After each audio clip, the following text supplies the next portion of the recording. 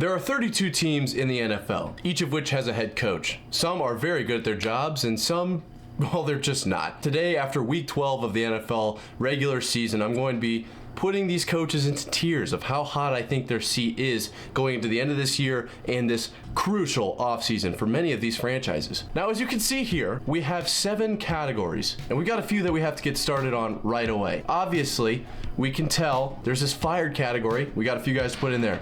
Frank Reich did not make it to the end of the season for the 2nd year in a row. Tough. Then we've also got Mr. Josh McDaniels. He did not make it to the end of the season. Tough break. And then obviously up here at the top we have this Mike Tomlin, okay? I'm not quite sure how he keeps winning. He gets outgained in games, wins them, right? He's had the most winning seasons in a row somehow. It's amazing. So I gave him his own category. I think he's earned it by now. All right, now that we've got that out of the way, let's just run it left to right, okay? Jonathan Gannon, first off, in Arizona. It was his first year. Kyler Murray's been hurt, obviously a crucial part of that offense. I don't know how you could fire him after that. You know, no matter how bad their record is, I think that they've been through enough with the injuries.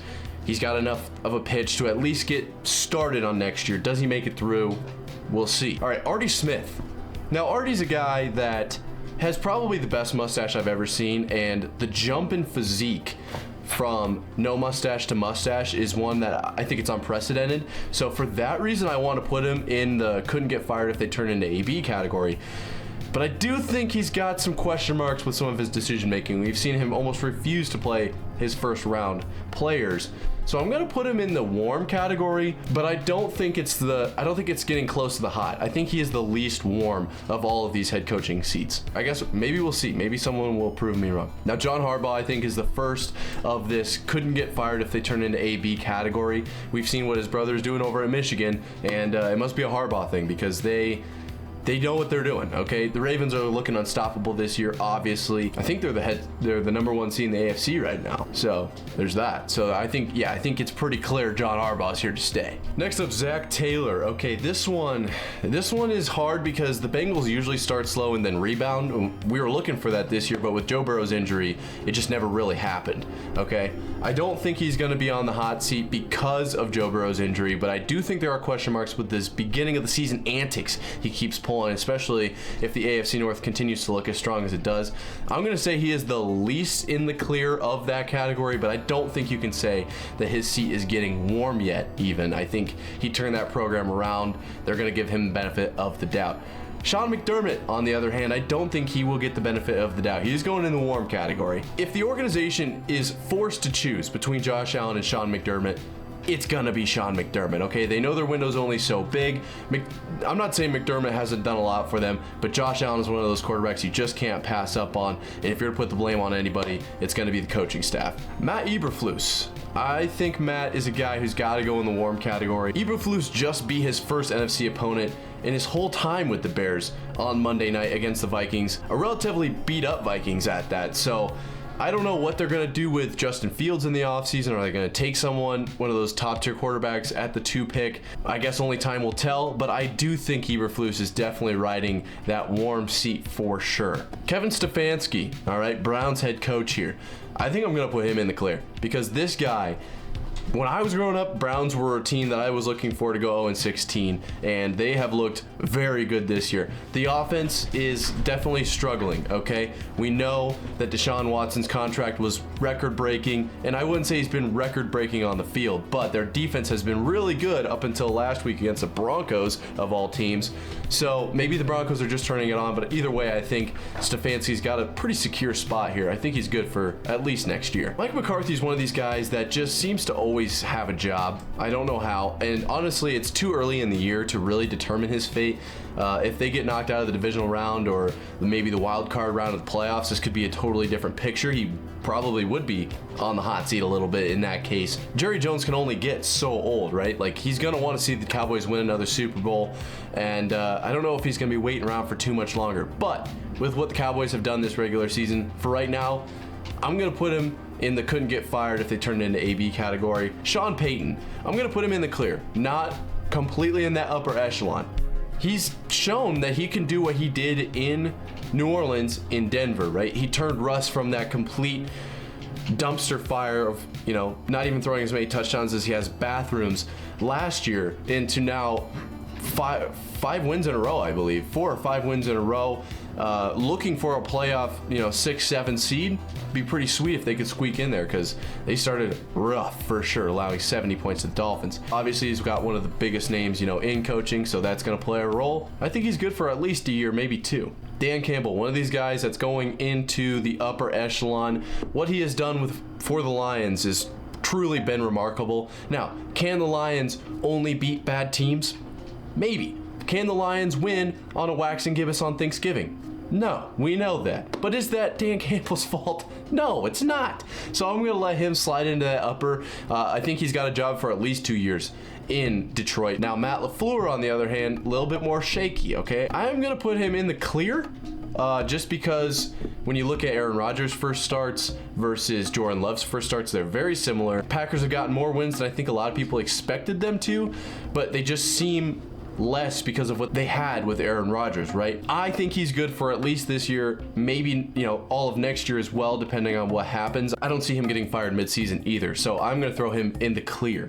Doug Peterson, another guy that I think has turned around a program just like Sean Payton kind of did. Obviously, Urban Meyer left a bit of a, let's just say, crapshoot to be kind, but Doug was able to turn around Lawrence, obviously get some consistency in that offense, which was rough the first year for Trevor, and it's looking like the Jags are going to be coming away with the AFC South. So it's pretty hard to fire a head coach, especially coming from what they did after winning a division title. I think he's in the clear for at least next year. Andy Reid, one of these guys, just a winner. Okay, as much as it pains me to say it, winner in Philly, winner in Kansas City. I honestly don't think he could get fired if he turned into Antonio Brown. Okay, that's all we really have to say. He's just unbelievable. It helps that he has Patrick Mahomes and Travis Kelce, but good coaches are going to utilize their players the best. So yeah, he is in that upper echelon. This guy, on the other hand, if Chargers Nation had anything to say about Brandon Staley, I can guarantee you he would be fired by now, for sure. If you go to any Chargers social media post, which Chargers social media team best in the game, their fans are really loud in that comment section. They want Staley gone. I don't know how he still has a job. I know the public doesn't have a say, but I also know at some point you have to win games. How many times can you lose by 3 before you end up getting the can? If they make the playoffs, things might change, but I think overall I think he's on his way out, unfortunately. Sean McVay. This is an interesting one because we've heard, rumors in the past of, is he going to retire? Is he going into the broadcasting booth? For now, I'm putting him in the clear. A lot of injuries going on in LA. Cup, obviously, a lot going on. Kyron Williams had that ankle injury. Matthew Stafford is super old. They sold out for a Super Bowl. They got it. Now they're kind of in the ruins of that. I think Sean McVay is solid in his coaching position if he wants it. I don't know what's going to happen though. Mike McDaniels. This is one of those guys that I want to put in the Mike Tomlin category. Unfortunately, that's not his name. I'm going to put him in the couldn't get fired if they turned into AB. I think this is a bit controversial, but he's so likable. I really think his offense has brought the Dolphins to a whole new level. Is this another one of those teams that can only beat up on the bad teams? Potentially. But he has found a great way to utilize speed and find Tua's strengths. He completely turned around Tua's accuracy problems, headspace issues. I think Mike McDaniel and Tua is a perfect mix, and I think the Dolphins see that. I think he's good for at least this year, at least next year, depending on what happens next year. Maybe he somehow finds the road, but I think, honestly, he's got a pretty secure job in Miami. Now, Bill Belichick. Pains me to say this, but boy, is he on the hot seat. I think he's out of town after this year. I don't love that. For those of you who don't know, he is the GM and the head coach of the Patriots, so I think at the very least, he needs to lose his GM duties. I know Robert Kraft has said he's willing to do whatever it takes to get the Patriots back on the winning track. Did he need Tom Brady more than I thought he did? Absolutely. You know that seat is hot when odds are already coming out for next season about which team he will be coaching. It pains me to say it, but I think he's on his way out. Dennis Allen. Okay, Dennis Allen, I think this is a warm seat. Not really sure what's going on down in New Orleans. I know I was personally looking for big things with Derek Carr there. They have really struggled to find any footing. Star wide receiver Michael Thomas, question marks.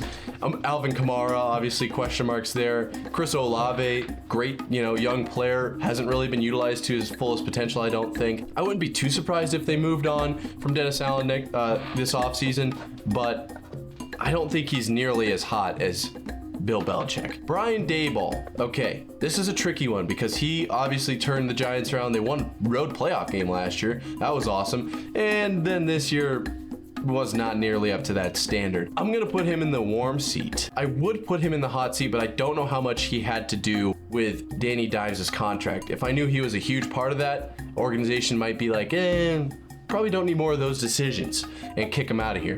But without that knowledge, I think he's got the warmest seat out of all these guys, but I can't guarantee he's on the hot seat. Robert Saleh. Yeah, I'm going to put him in the clear. The only thing is our offense is struggling so hard, and his decision at quarterback has been so weird, trying to play Zach Wilson over and over and over with no success. I don't know what they're doing. But Aaron Rodgers should be good to go next year, right? So with that in mind, I think they can turn to that and say, hey, we'll give you one more chance with Aaron Rodgers. We'll see what you can do there. Then after that, if you can't get that offense rolling, their defense is way too good. They got cut ties. Sirianni speaks for itself. He's obviously going into that upper echelon of head coaches. They lose the Super Bowl last year. Kind of a bad beat if you ask me. That last call was rough, but they come back this year. They're 10-1, obviously a juggernaut going into the second half of the season. The team to beat in the NFC. 49ers will make a run for it, but I guess we'll see what happens this week. I don't think there's any way Sirianni loses his job in the next 10 years. I also love his connection to the city of Philly. He loves it there, and I think they kind of love him too. Pete Carroll. This is okay. This situation reminds me of Bill Belichick. After last year, there were some question marks, more than Pete Carroll has now, but I don't think any expected the situation in New England to get to what it is at this point in time. If the Seahawks were to go 1-10 next year, 2-9, at this point in the season, I think I would put him in the hot seat as well. But at like 72, 77, I don't even know how old Pete Carroll is. He is super old for running around out there. Looks great on the practice field, throwing some dimes to his receivers. I'm putting him into this couldn't get touched even if they turn into AB category. I think he is an unbelievable head coach. He's shown in the past he can get teams to the top. I think he's made questionable decisions, obviously, benefited my Patriots. I don't see him going anywhere. I don't get the feeling in Seattle that things are, kind of a muck. I think they feel confident with Geno and obviously their weapons that they have on the offensive side of the ball. I think Pete Carroll's in a good spot. I don't think it's golden forever, but I think I don't think he would ever get fired in the next 2 years unless it were to really go downhill like Patriots have witnessed. Todd Bowles. Todd Bowles is a different story, unfortunately. I think he is for sure on this kind of hot seat. The only way I think he somehow keeps this job is, one, if they end up winning the NFC South, which you only need like 9 wins to do anymore. And also because I don't know if the Buccaneers front office knows who they would hire. I really think that they're just kind of lost, swimming, trying to keep their head above water kind of situation. Don't think Todd Bowles is the best head coach. The way that Tom Brady's career ended obviously was pretty notable with Todd Bowles at the, running that show. So I'm going to say he's on the hot seat. Now, Mike Vrabel is a guy that I think should honestly have a head coaching job in the league no matter what. His time in Tennessee, though, may be coming to a close. I'm going to put him on the hot seat as well. Why? We saw the AFC South slip through his fingers last year, right? Frustrating for all Tennessee fans. Will Levis coming onto the scene may change this, but I know, obviously, with the talks of Bill leaving New England, that they're talking about who could replace him. Well, Mike Vrabel in the Patriots Ring of Honor.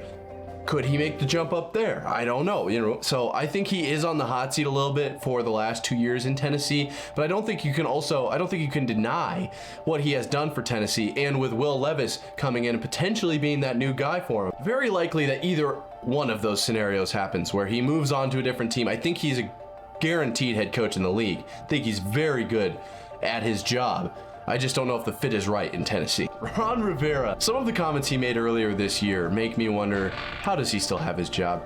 I know there was an ownership change. I know a lot's going on out in Washington. It's not that I don't like Ron Rivera. It's just that some of his decisions are like, what? So I'm going to put him in this, not really sure how they have their job. That doesn't mean to me for Ron Rivera that he's going to get fired. It just means, I don't know what's happening. Kyle Shanahan, pretty sure he couldn't get fired if he tried, honestly. Somehow found Brock Purdy, diamond in the rough. They've got tons of weapons, and everyone says every quarterback could succeed in Kyle Shanahan's system. That's being said about you, I still think you have to be up there. DeMeco Ryans of the Texans, obviously finishing up his first year here, obviously has a dog in CJ Stroud. I think he's got the culture turned around in Houston. They used to be a gimme, a walk in the park almost. Obviously it's the NFL. No game is a gimme, but I do think DeMeco Ryans has the culture right. I love what he has to say whenever he gets on the mic. I think he's in the clear, and almost, I think with another good year, could get moved up into that, Andy Reid, Nick Sirianni, Dan Campbell, these guys up here could be on that level here pretty soon. Shane Steichen, okay, moved on from the Eagles last year along with Jonathan Gannon. Neither are having great years in their first campaign in a new city, but obviously who is going to have a great first year with a team that's looking for a new head coach, obviously. Now, at this point in time, the Colts are slipping into that 7th seed in the playoffs. If that were to happen, obviously he's going to be in the clear. A lot of question marks with Anthony Richardson, Gardner Minshew currently running the team. All of that discombobulation in conjunction with the fact that they're about to make potentially to make the playoffs, I think he is for sure in the clear. And last but not least, Mr. Kevin O'Connell of the Vikings. I think he's been a bit of the answer in Minnesota. I do think he's gotten that program turned around. We remember what they've been through if you go back a couple of years. Kirko gets hurt. Justin Jefferson gets hurt this year. Not that exactly they were on the pace to do what they did last year. The ball just didn't bounce their way. They lost a lot of one-score games. Without his star players, I think he can 100% make an argument for at least one more campaign. And for that reason, I'm for sure putting him in the clear. And that's all I got. All 32 head coaches put into tiers on how hot I think their seat is. Let me know in the comments below if you agree or disagree. If you enjoyed this video, make sure to like and subscribe. Helps out the channel immensely, and I'll see you guys in the next one.